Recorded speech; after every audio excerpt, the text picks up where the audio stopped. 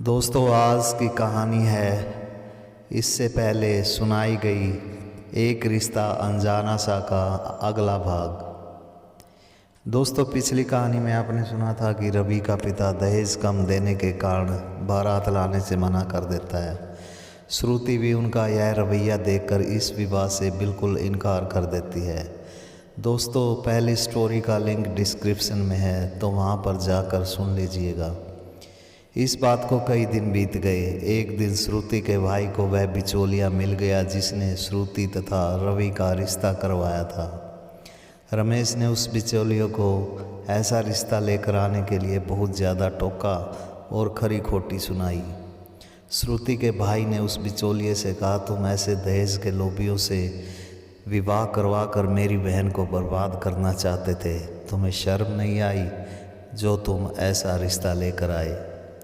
हमने तुम्हारा क्या बिगाड़ा था जो तुम ऐसे लोगों के पास मेरी बहन को फंसाना चाहते थे? बिचौलिए ने उत्तर दिया, भाई साहब, इसमें मेरी कोई गलती नहीं है। दरअसल विवाह से 2 दिन पहले उस लड़के का IAS परीक्षा क्लियर हुआ था, जिसके कारण वह घर बहुत ज़्यादा सपने देखने लगा था।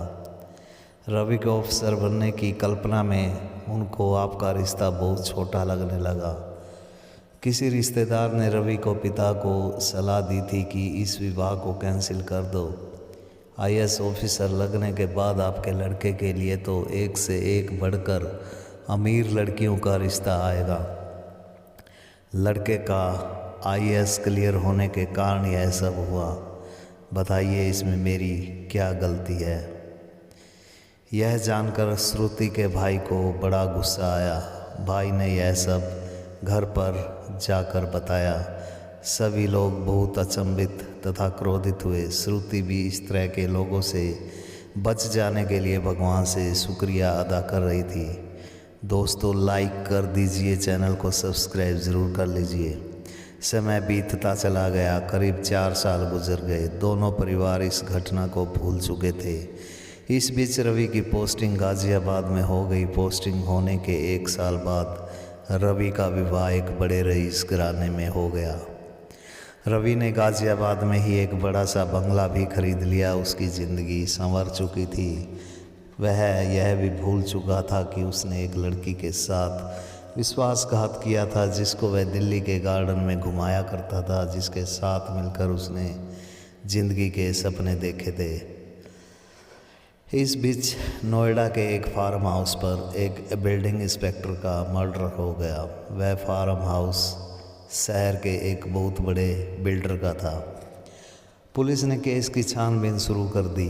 मामला हाई सोसाइटी के लोगों से जुड़ा हुआ था, इसलिए पुलिस भी फूंक फूंक कर कदम रख रही थी। फार्म हाउस के एक केयरटेकर ने इस मर्डर की जिम्मेदारी ले ली थी, लेकिन पुलिस को यकीन नहीं था, क्योंकि सीधे तौर पर केयरटेकर की कोई जाति दुश्मनी बिल्डिंग इंस्पेक्टर से नज़र नहीं आ रही थी। इसलिए पुलिस और गहराई से इस केस की तहकीकात कर रही थी। बिल्डर से इस बारे में पूछताछ की गई, लेकिन उसने इस बारे में कोई भी जानकारी होने से बिल्कुल मना कर दिया। असली कातिल का पता लगाने के लिए पुलिस ने दिन रात एक कर दिया। पुलिस के हाथ कुछ ऐसे सबूत लगे जिसमें बिल्डर तथा उसके एक IAS अफसर की तरफ शक की सुई घूम गई। सारे सबूत DSP को दिखाए गए। DSP ने दोनों को थाने में हाजिर होने के आदेश जारी कर दिए। अगले दिन बिल्डर तो थाने में नहीं आया, लेकिन IAS अफसर DSP के ऑफिस में चला आया। DSP को देखकर उसके पैरों के नीचे से ज़मीन खिसक गई। वह DSP कोई और नहीं बल्कि श्रुति वर्मा ही थी, और वह IAS अफसर कोई और नहीं बल्कि रवि सक्सेना था। दोस्तों, चैनल को सब्सक्राइब ज़रूर कर लीजिए। रवि को तो मानो सांप ही सूंघ गया था। वह हैरान तथा परेशान आंखों से श्रुति को देख रहा था। रवि ने उत्साहित होकर कहा, अरे श्रुति, तुम? श्रुति ने कहा, कौन श्रुति? श्रुति नहीं, मैं यहाँ पर DSP हूँ। रवि ने सामने की कुर्सी पर बैठने का प्रयास किया तो श्रुति ने उसको रोक दिया और कहा, मैंने तुमको बैठने के लिए नहीं कहा है, और यहाँ पर मैंने तुम्हें बैठने के लिए नहीं बल्कि एक गुनाह के सिलसिले में बुलवाया है। शादी टूट जाने के बाद श्रुति को बहुत गहरा सदमा लगा था। उसका दिल टूट चुका था। उसने कितनी ही बार रवि को कांटेक्ट करने की कोशिश की थी, लेकिन उसका रवि से कांटेक्ट नहीं हो पाया था। हर बार रवि ने उसके फ़ोन को डिस्कनेक्ट कर दिया था, और यहीं से उसके दिल में रवि के प्रति नफ़रत की भावना ने जन्म ले लिया था। उसके बाद जब श्रुति को पता चला था कि रवि ने IAS अफसर बनने के बाद यह रिश्ता ठुकरा दिया था, तो उसने अपने जीवन का एक लक्ष्य निर्धारित कर लिया था।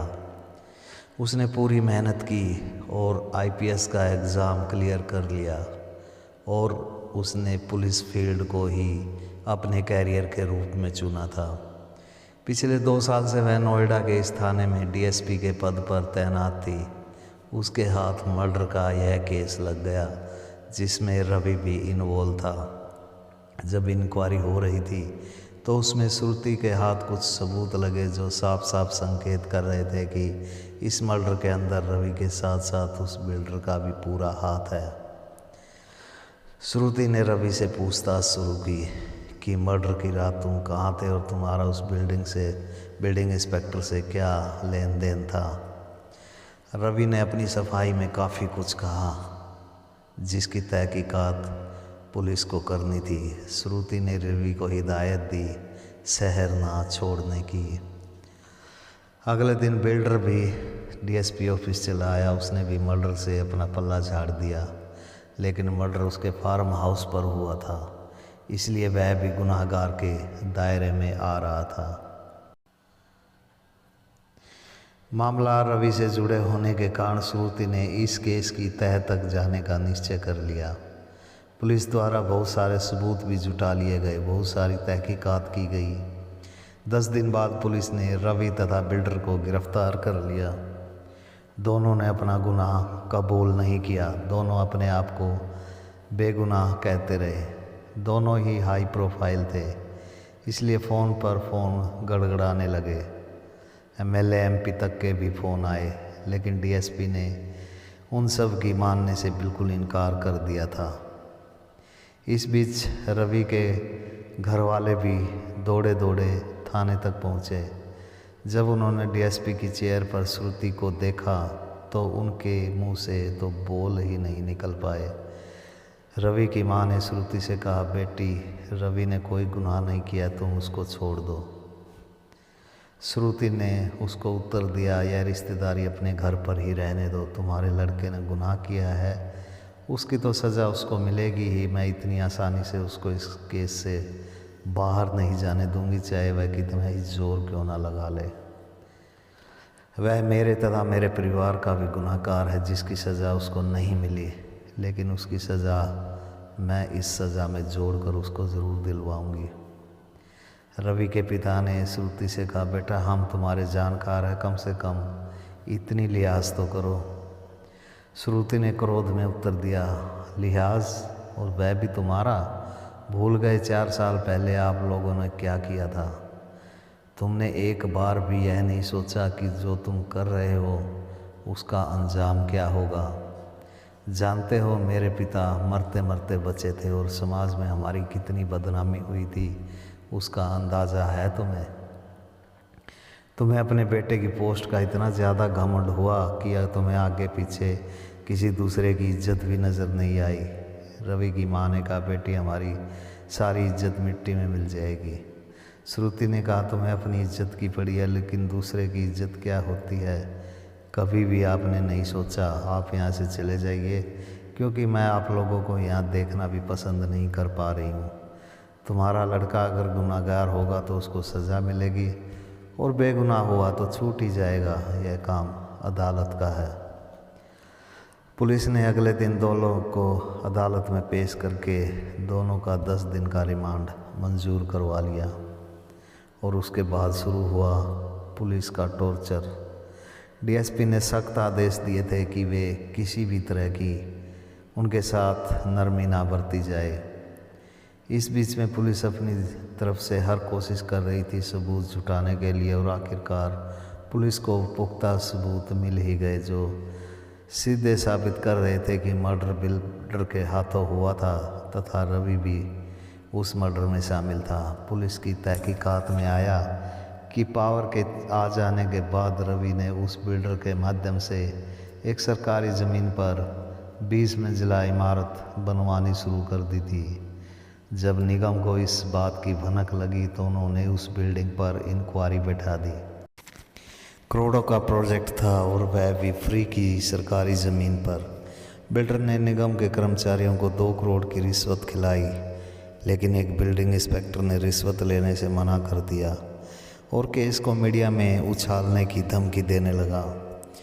केवल वह बिल्डिंग इंस्पेक्टर ही इकलौती अड़चन बन रहा था, इसलिए एक दिन सेटलमेंट का झांसा देकर उस इंस्पेक्टर को बिल्डर तथा रवि ने फार्म हाउस पर बुलवाया। जब इंस्पेक्टर बिल्कुल भी नहीं माना तो उसका मर्डर कर दिया गया और लाश को ठिकाने लगाने का काम दिया गया फार्म हाउस के केयरटेकर तथा वफादार एक नौकर को।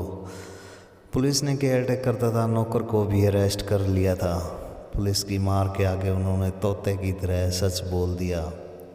रवि के घर वाले बार बार श्रुति के माता पिता से मिलकर कुछ नरमी बरतने की गुजारिश कर रहे थे।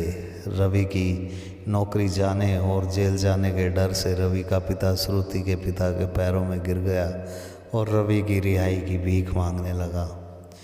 उनका इस तरह गिड़गिड़ाना देख श्रुति के घर वालों ने श्रुति से कुछ नरमी बरतने के लिए कहा, लेकिन श्रुति ने कानून का हवाला देकर कुछ भी करने से साफ मना कर दिया। श्रुति ने अपने घर वालों से कहा, आप लोग शायद भूल गए हो, लेकिन मैं आप लोगों का तथा मेरा अपमान बिल्कुल नहीं भूले हूँ। थोड़े से लालच के लिए इन्होंने किसी की जान को जोखिम में डाल दिया था। यह एक गुनाह नहीं तो क्या है। पिताजी, क्या आप भूल रहे हैं? आप उस घटना के कारण 1 सप्ताह तक अस्पताल में रहे थे। बारात को घर तक नहीं आने दिया गया था। उनको अगर इस समय किसी की इज्जत की परवाह नहीं थी तो हम अब उनकी बारे में अच्छा क्यों सोचे। इंसान कितनी जल्दी अपना वक्त भूल जाता है। मुझे रवि से इतनी नफ़रत है कि मैंने आज तक विवाह के बारे में सोचा भी नहीं है। यह सब आप जानते ही हैं। श्रुति ने आगे कहा, मैं इस मामले में अब कुछ भी नहीं कर पाऊंगी। उसने गुनाह किया है, उसकी तो सज़ा उसको मिलेगी ही। मैं उससे कोई जाति दुश्मनी नहीं निकाल रही हूँ। बस भगवान ने इस केस के सहारे मेरे दिल को शांत करने के लिए मुझे यह मौका दिया है। रवि को सज़ा दिलवा कर ही मेरे दिल को चैन मिलेगा। इसलिए आप कोई भी मुझे मजबूर ना करे। पुलिस ने अदालत में सबूत दिए जिसके कारण बिल्डर तथा रवि दोनों को उम्र कैद की सज़ा सुनाई गई। दोनों की सज़ा सुनकर श्रुति ने लंबी सांस लेकर अपने दिल पर हाथ रख लिया। श्रुति के भाई ने जब श्रुति से पूछा, क्या तुमने रवि से अपनी कोई जाति दुश्मनी निकाल ली क्या? श्रुति ने कहा, नहीं भैया, मैंने कानून के अनुसार ही कार्य किया। वह गुनाहगार था जिसकी उसे सज़ा मिली। अगर मेरी जगह कोई और भी होता तो भी उसे सज़ा से नहीं बचाया जा सकता था। मैंने पर्सनली कुछ भी नहीं लिया। वह पहले भी गलत था और आज भी गलत ही था। दोस्तों, वीडियो को लाइक ज़रूर कर दीजिए, चैनल को सब्सक्राइब भी कर लीजिए। भगवान आपकी सभी मनोकामनाएं पूर्ण करेंगे। धन्यवाद।